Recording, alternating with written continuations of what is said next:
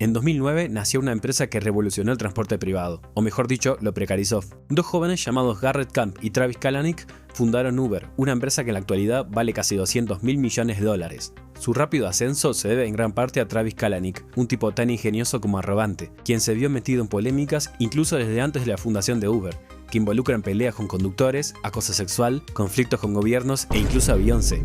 En este video repasaremos sus inicios, las razones de su salida de Uber y todas las controversias en el medio.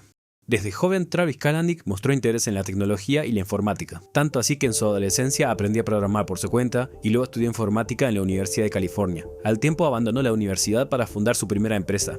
En 1998 nace Scour, un programa de intercambio de archivos peer-to-peer, que tenía un sistema del estilo de Napster, BitTorrent o Ares. Scour consistía en un motor de búsqueda y un software que servían para descargar archivos compartidos por otras personas. Básicamente servía para piratear. Si bien Travis se encargaba del marketing, se consideraba a sí mismo como cofundador, algo que el resto no creía que fuera del todo cierto. Al igual que muchas empresas que utilizaban este modelo, a Scour le llovieron denuncias por infracción de derechos de autor, en total por unos 250 mil millones de dólares.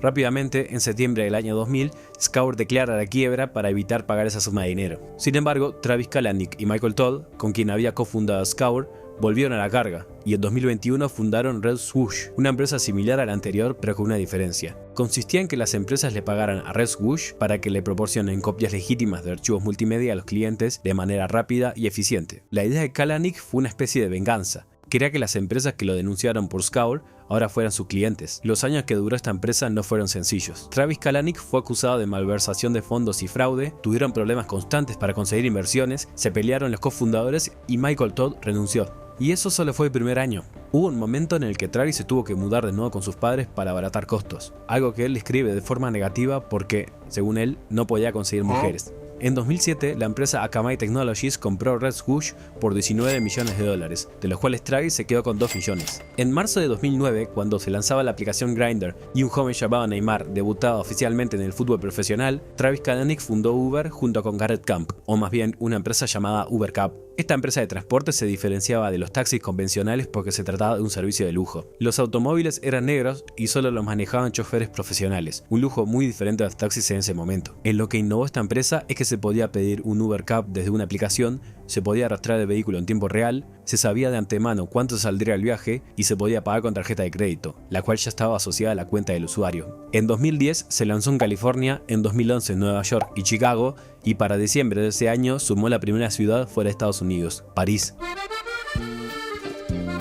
Sin embargo, no todo eran buenas noticias para Travis y sus amigos. Las polémicas se instalaron casi desde el primer minuto. Para empezar, en su primer año recibieron visitas de autoridades de transporte de California, quienes dejaron muy en claro que lo que hacía UberCab era ilegal. Ante esto, el tipazo de Travis dijo simplemente "lo ignoramos" y cambió el nombre de la empresa de UberCab a Uber. Según Travis, Uber era una empresa innovadora con un servicio demasiado novedoso como para seguir las anticuadas reglas que regían la industria del taxi. En 2012 se lanzó UberX, que es el Uber que conocemos hoy en día. Nada de autos negros ni choferes profesionales. Prácticamente cualquiera con un auto decente podía convertirse en empleado, quiero decir socio de la aplicación. Uber no se refiere a sus choferes como empleados. De esta manera se ahorran unos dólares en cosas como derechos laborales. No había que pagar despidos, beneficios, ni había que pagarles la gasolina o el arreglo del auto. La estrategia principal de Travis era la expansión rápida, llegar a muchas ciudades en la menor cantidad de tiempo posible y que la empresa se volviera demasiado grande como para que las autoridades pudieran forzarla a cerrar. Ganaban popularidad con sus precios bajos y promociones, mientras que con el paso de los meses conseguían más inversiones. Para 2013, Uber ya estaba disponible en 74 ciudades y valía 3.500 millones de dólares. Una investigación del New York Times de 2017 reveló que Uber utilizaba un programa llamado Graywall para evadir a las autoridades en diversos países donde la aplicación era ilegal. Uber también bloqueaba el acceso a la aplicación a cuentas asociadas con entidades u organismos oficiales. En cuanto una de estas personas pedía un Uber, la aplicación mostraba auto fantasma o directamente no mostraba ningún auto cerca. La aplicación también corroboraba si la tarjeta de crédito asociada a la cuenta correspondía con alguna autoridad gubernamental. Según Uber, esto fue para prevenir la violación de sus términos de servicio. De acuerdo con esta investigación, alrededor de 60 empleados de Uber sabían de Graywall y el equipo legal consideró que no rompía ninguna ley. Además, las computadoras de los empleados tenían un botón de pánico incorporado, que podían bloquear la computadora para que no se pudiera acceder a ningún dato. Otro programa polémico dentro de Uber era el llamado GoldView, que le permitía a los empleados rastrear a cualquier usuario de la aplicación. Obviamente, esta herramienta no cayó en buenas manos. Los empleados la utilizaban para rastrear periodistas, políticos, exparejas e incluso a Beyoncé. Entre 2014 y 2016, Uber utilizó un software secreto llamado Hell para espiar a la empresa Lyft, su competencia.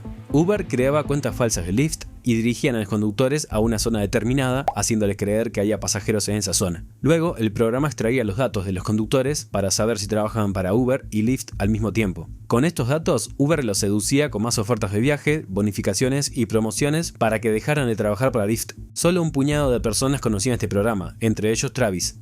En 2016, Uber tuvo problemas legales con Google, o mejor dicho, Waymo. Travis había puesto el ojo en los coches autónomos para no tener que pagarle a humanos. Para esto contrató a un ingeniero llamado Lewandowski.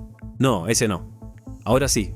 Anthony Lewandowski fue clave en Waymo, una empresa de robotaxis cuya empresa matriz es Alphabet, la misma que Google. Tras su salida de Google, Lewandowski fundó una empresa llamada Otto, que fue adquirida por Uber 6 meses después por $680 millones. El problema es que antes de irse, el ingeniero se llevó más de 14.000 archivos confidenciales en un disco duro personal. Al enterarse, Waymo demandó a Uber, alegando que fue todo un plan de Lewandowski para robar sus secretos comerciales. Lo que es incluso más polémico es que Uber sabía que Lewandowski había robado información de Waymo. Por esto, Uber le tuvo que pagar $245 millones a Waymo. Luego, Uber despidió a Lewandowski, tras haber gastado casi $1.000 millones entre la compra de la empresa y el pago a Waymo. Travis tampoco era considerado como una muy buena persona en el ambiente de la empresa. En 2013 envió un correo electrónico muy polémico sobre mantener relaciones sexuales con compañeros de trabajo en una fiesta de la empresa. En una entrevista en 2014 declaró que Uber debería llamarse Boober por toda la atención femenina que recibía por ser el CEO. Pero el mayor incidente dentro de la empresa llegó en 2017, cuando la escritora e ingeniera Susan Fowler publicó un blog muy extenso donde relata el acoso sexual que vivió cuando trabajó en la empresa entre noviembre de 2015 y diciembre de 2016. En este decía que su manager la acosó desde el primer día, le decía que se encontraba en una relación abierta y que buscaba a alguien con quien tener sexo. Susan tomó capturas de pantalla y las envió a Recursos Humanos. La investigación que Recursos Humanos llevó a cabo concluyó que se trataba de acoso sexual, pero dado que era su primera ofensa y que era un buen empleado, no harían nada al respecto, más allá de la advertencia. Luego hubo una serie de charlas entre dicho manager y otras mujeres que habían sufrido acoso sexual por su parte, lo que demostraba que tampoco era su primera ofensa. Estas cosas le seguían pasando a Susan y ella las seguía denunciando a Recursos Humanos, documentando todo. En cuanto se viralizó el blog de Susan Fowler, Uber declaró que iniciaría una investigación urgente. Contrataron al ex fiscal de Estados Unidos, Eric Holder, para que lleve a cabo una investigación sobre la cultura de la empresa, y además contrataron a otro estudio de abogados para que investigue a la par. La publicación de Fowler provocó una ola de denuncias por parte de los empleados, lo que reveló que el acoso sexual era un problema estructural de Uber. Generó revisiones de políticas de recursos humanos, despido de ejecutivos implicados y presión por parte de la junta directiva para que se tomen medidas. Si bien en la investigación no encontraron pruebas de que Travis hubiera participado en instancias de acoso sexual, todo esto sucedió bajo su dirección, por lo que quedó muy mal parado en Uber. Por si fuera poco, en 2017 se viralizó un video de Travis discutiendo con un conductor de Uber, quien le decía que Uber exigía cada vez más cosas mientras bajaba las tarifas y que había perdido mucho dinero gracias a las políticas impuestas por Uber. Kalanick negó las acusaciones con violencia y se despidió diciendo: don't like to take responsibility for their shit. They blame everything in their life on somebody else. For town car? Good luck.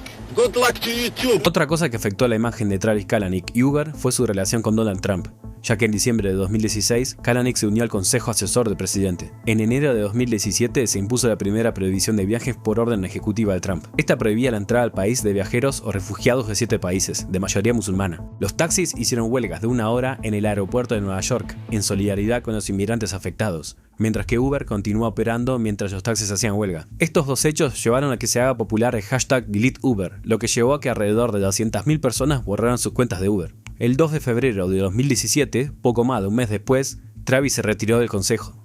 En los primeros años de la empresa, la gente tenía una imagen muy positiva de Uber, pero tras estas polémicas su imagen se veía cada vez más comprometida.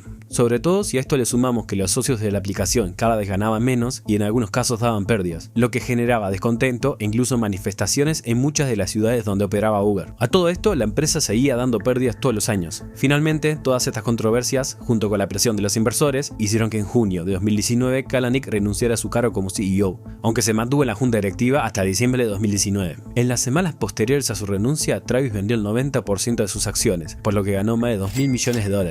Travis Kalanick es, sin dudas, uno de los CEO más polémicos que han pasado por Silicon Valley. Fomentó una cultura interna tóxica en la empresa, tuvo escándalos muy graves como Grable y GoldView, y su estilo agresivo para hacer negocios llevó a la empresa a enfrentamientos con autoridades, gobiernos y hasta con sus propios conductores. Sin embargo, se puede decir que bajo su tutela, Uber revolucionó y modernizó el transporte urbano, y convirtió a la empresa en una de las startups más valiosas del mundo. Tras su salida, Uber pudo comenzar a mejorar su ambiente laboral y en 2023 cerró un año con ganancias por primera vez desde su creación, aunque las manifestaciones en su contra nunca se detuvieron. ¿Y a ustedes, les parece que tener un personaje tan polémico al mando de una empresa vale la pena? Muchas gracias por quedarse hasta acá. Chau.